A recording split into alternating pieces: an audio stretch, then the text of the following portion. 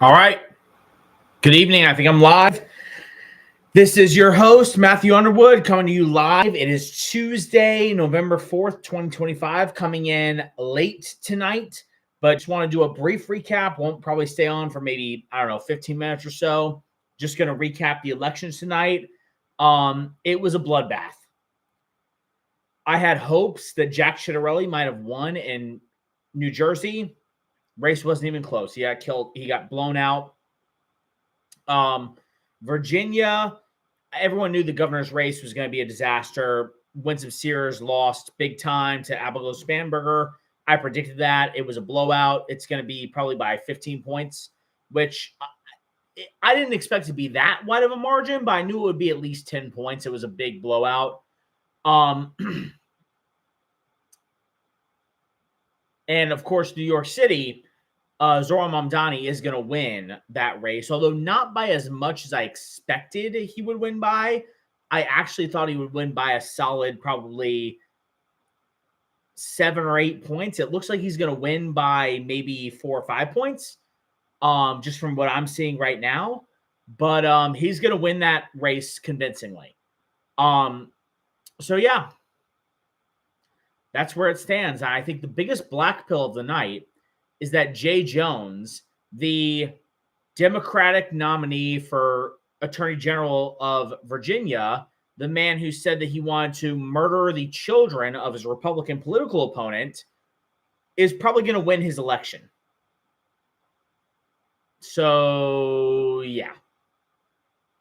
Jay Jones, who is the emblem of the fact that Democratic establishment politicians are just as happy about Charlie Kirk's death as the TikTok leftists. That guy is going to be the next chief law enforcement officer in the state of Virginia. And I'm sorry, you're telling me my enemy right now is Nick Fuentes?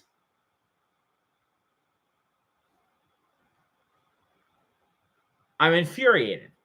I'm genuinely tonight is infuriating, not because of how the elections went, because I kind of expected that they would go this way. Again, I had higher hopes for Jack Ciattarelli in New Jersey. I had higher hopes that Jay Jones would lose.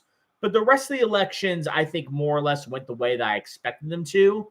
These are mostly Democratic states, Democratic constituencies, and Republicans in the Trump era tend to do a really bad job turning out in off-year elections, but God damn.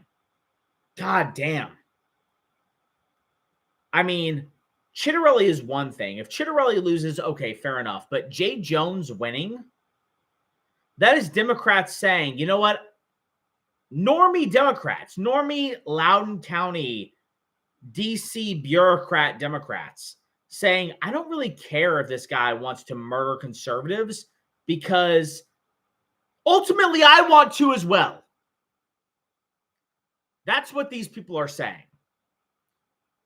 And that's how they're voting. And I'm sorry, but in the face of that, my enemy is not Nick Fuentes. My enemy is not Tucker Carlson. Sorry. And anyone who says that's my enemy, you can go fuck yourself. And you have no place in the conservative movement. You say Nick Fuentes and Tucker Carlson don't have a place in the conservative movement? Yeah, if you're going to put your guns to the right, you have no place in the conservative movement when Jay fucking Jones is going to be the next attorney general, the next chief law enforcement officer of the state of Virginia. Fuck you.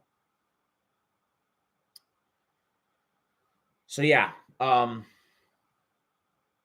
Just kind of my general thoughts of the election tonight. Briefly, real quick, I'm going to do a little bit deeper dive. Again, this is going to be a short stream, but I do want to just mention real quick, briefly, that Dick Cheney died today. Dick Cheney passed away, and yeah, that's all I'm going to say about that, because my mother always said, if you don't have anything nice to say, don't say anything at all. So, not going to say anything. I think the Zoran win is kind of interesting, though, because this really is a unique coalition that is a major threat to American politics going forward. You basically had on the ones, it's the Gaza coalition.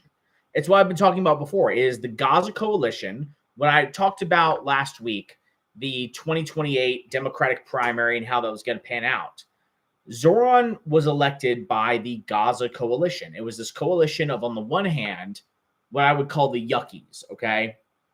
These are white, college-educated individuals, but unlike the yuppies who work in finance, they're in HR, they're educated professionals, they're doctors, they're lawyers. The yuckies are also college-educated, but they're educators, they're artists, they're writers, they're journalists.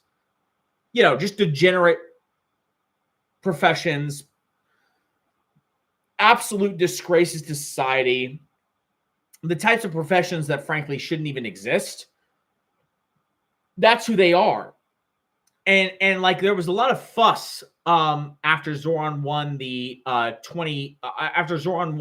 Democratic primary, saying, well, these are just rich whites that are voting for him.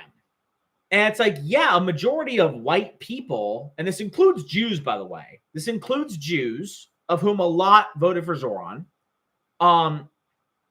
Jews and whites, a lot of Jews and whites, these upper class Jews and whites voted for Zoran. But when you really break it down, a lot of these Jews and whites who voted for Zoran are making like $100,000 a year, which to you may sound like a lot of money. But in New York City, in Brooklyn, you're barely getting by. If you're making six figures in Brooklyn, you are living in an apartment with roommates, and you are barely getting by because the cost of living is so high in New York City. And it was mostly those folks, those minority, like Black and Hispanic working classes that voted for Cuomo.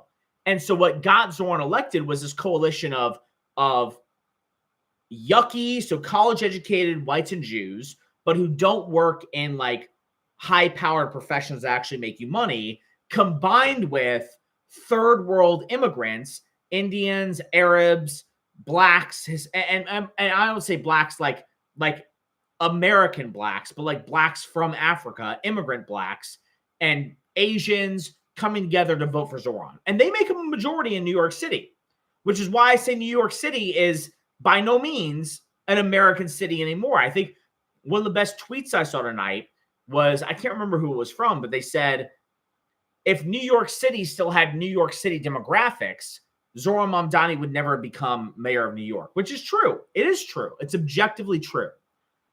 And he won, which again, I expected him to win, but he won because that city is no longer an American city, which is a tragedy because New York is the most American city. It is the foundational city of America. It is our greatest city and always will be our greatest city. It's the largest city in America. It's the center of trade and finance and economic might in America. And it is run by a foreigner, supported by foreigners, and supported by foreigners in coalition with whites and Jews who have so thoroughly been corrupted by the legacy institutions that themselves have been corrupted in this country to quite literally reject everything about Americanism and hate America. And so now the greatest American city is run by a foreigner, and Jay Jones, a Black establishment Democrat who wants to kill white children, if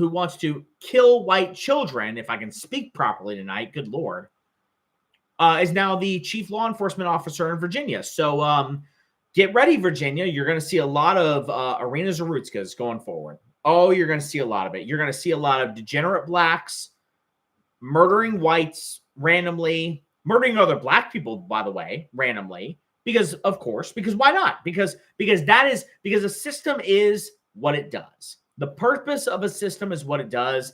And with a guy like Jay Jones as your attorney general in Virginia, you're going to see rampant crime, mainly against whites, by degenerates across the board And it's going to go unpunished because that's what they want.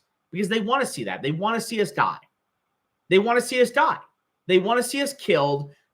Trust me, they all grinned and chuckled when they saw Irina Zarutska get stabbed to death by a schizophrenic black vagrant on a Charlotte train.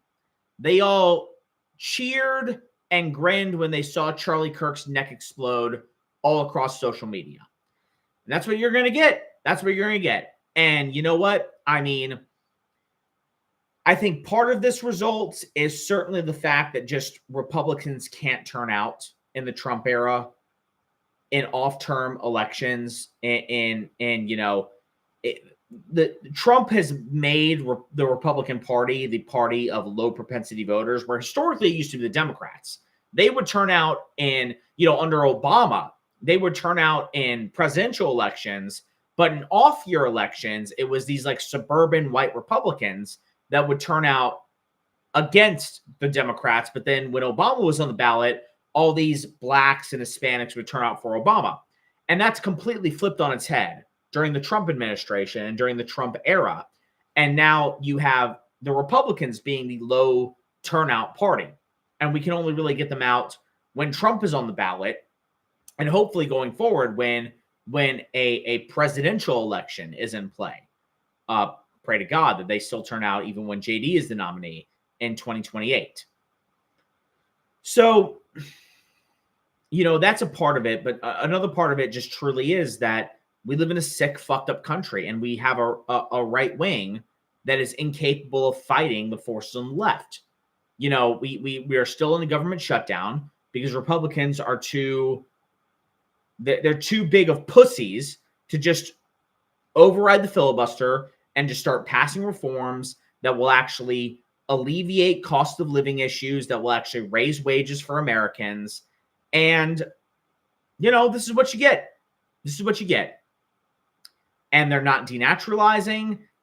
They are deporting illegals, but they're not denaturalizing. They're not shutting down legal immigration. Hopefully we can see JD Vance get elected in 2028. And then if he gets elected, then maybe you'll see restrictions on legal immigration. Then maybe you'll see denaturalizations. Then maybe you'll see an increase in deportations. And maybe then you'll see a solution to the cost of living crisis. Maybe then you'll see an increase in wages. I don't know. Can we get him elected? If we can turn our people out, you know, for someone who's not Trump in a general election, then maybe we can get him elected. God forbid Trump doesn't get us involved in a foreign war for Israel or or tanks the economy while he's in power. Then maybe, I don't know. But